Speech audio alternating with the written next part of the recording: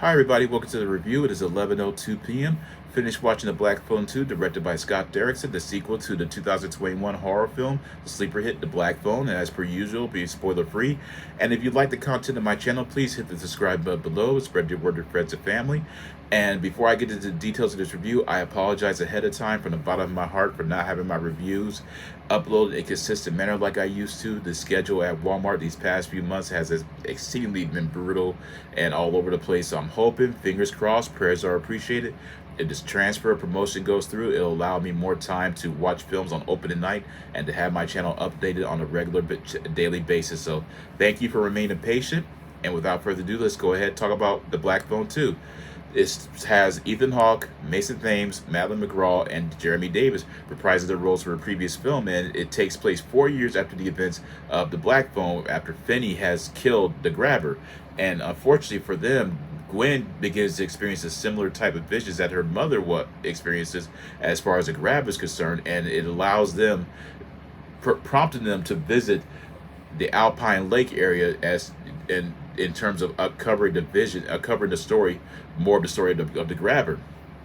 And needless to say, Scott Derrickson really takes it into a different approach when it comes to this story, because it does lean into the Nightmare on Elm Street type concept. At the same time, it remains grounded and realistic to the point of it's not so over the top where it's comedic. It still has this creepy, isolated, horrific presentation that keeps you on the edge of your seat. And I have to say, what he did with this, as far as providing more of a cerebral, meticulous, intimidating type of direction, is that it gave you this feeling of facing evil head on. You are confined in a world where you are exceedingly helpless, and you are having to face the devil, if you will, in the living flesh. And from the acting performances, you have Ethan Hawke, Mason Thames, and Madeline McGraw, who give off some amazing performances. Both Gwen and Finney come off as believable siblings. The characterization between them really gives you this sense of how much they truly care and connect with one another, and how they're willing to do whatever it takes to protect each other too. And Mason Thames and Madeline McGraw give off some of the best acting performances within a horror film. The scope of their relationship, from my perspective, is very rare, as I mentioned before in past reviews, how there are characters in horror films that are exceedingly likable. These two are likable characters. They are relatable, they're emotional, they're very naive to the point that you want them to succeed and overthrow this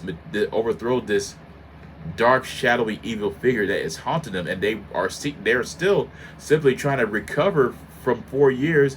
It's been 4 years since the events of the first film. They are still attempting to recover from the horrific experiences of those years. So it really gives you a broader sense of how this traumatic event has left them with not only physical scars but emotional ones as well.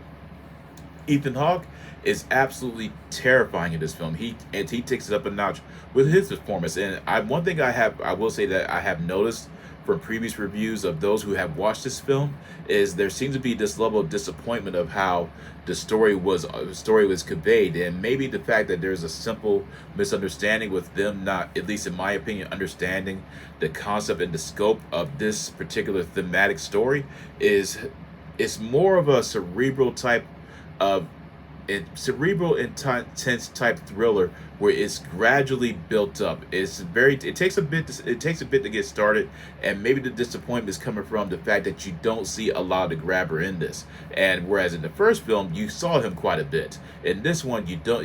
Scott Derrickson intentionally takes it back a notch, where it's focusing more on the atmospherics and the silences and the isolation, rather than having the grabber show up at every single scene. When he shows up, you know it means something, and that's what I really did appreciate about this particular type of direction, is that when he shows up, it definitely has this more of a, oh my god, holy crap moment, and I thought that was wonderful.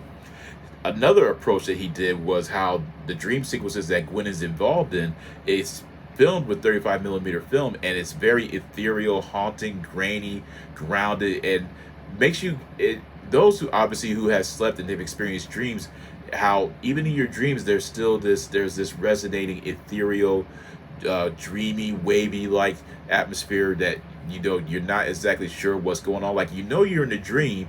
At the same time, it feels real, but you want to, depending on whether or not it's a good dream, you still want to find your way out of it, especially if it's bad. In this instance, you know what she's experiencing is horrible, and you want her out of it.